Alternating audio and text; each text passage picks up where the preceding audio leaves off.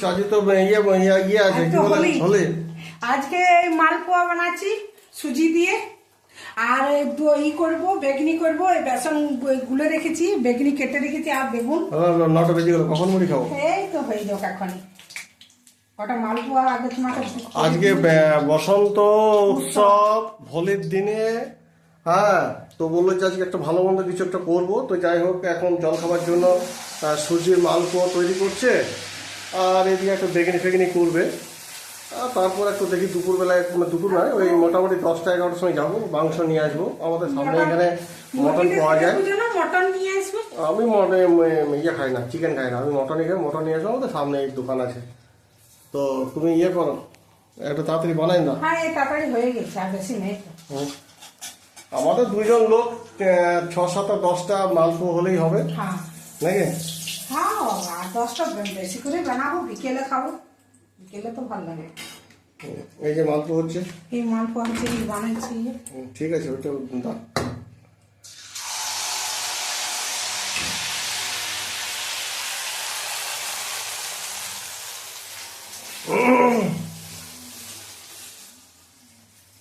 এখনই হয়ে যাবে খেয়ে নেবে নিয়ে তারপরে আনতে যাবে মাংস আনতে যাবে ঠিক আছে হ্যাঁ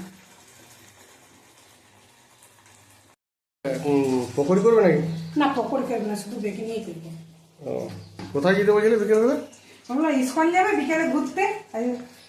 না না বিকেল আমার ইয়ে আছে ওই একজন LIC করে সেই কাস্টমার কাছে যাবো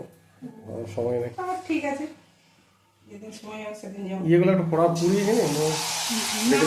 না না এই এগুলো মালপোগুলো না না না নরম হয়েছে তো হ্যাঁ দেখো খেয়ে এই যে সুজির মালপো তৈরি করছে আর আছে নাকি দেখতে পাচ্ছেন সব দিকে ও নরম নরম হয়ে নরম সুন্দর ঠিক আছে আমার বেগনি করে পর আমার মুড়ি দিয়ে দেবে হ্যাঁ হয়ে গেছে তা দিয়ে দেবো এইগুলা ঘরে বলে এত সকাল কিন্তু এই যে বাজারে তুমি যদি কিনে খেতে চাও না ওই একটাতে 10 টাকা করে নেবে 10 টাকা করে অনেকে বলে না ঘরের রান্না পছন্দ হয় না ঘরের রান্নাটাই বেটার মানে খুব আয় দেয় আর এই কটা তোমার কত খরচা হয়েছে বড় জোর নিয়ে 100 টাকা খরচা হবে আর ওরা এটা 300 টাকা তুলে নেবে একটা মালপোতে 10 টাকা করে নেবে হ্যাঁ এই যে বেগনি করবে না বেগনি মিনিমাম 8 টাকা নিচে বেগনি নাই হ্যাঁ আর অথচ ওরা একটা বেগনিতে 10টা বেগনি করে দেবে 80 টাকা ওইখানে হ্যাঁ একদম সরু সরু ওরা কাটে মোটা করে দিচ্ছি আমাদের তো মোটা করে করা হবে ওরা একটা বেগুনে 80 টাকা তুলে নেয় এমন এখন গরম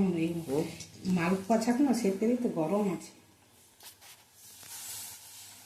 বেগুনি সাইজ বড়ই বড় বড়ই করছি তো ঘরে খাবে তো একটু বড় বড়ই ভালো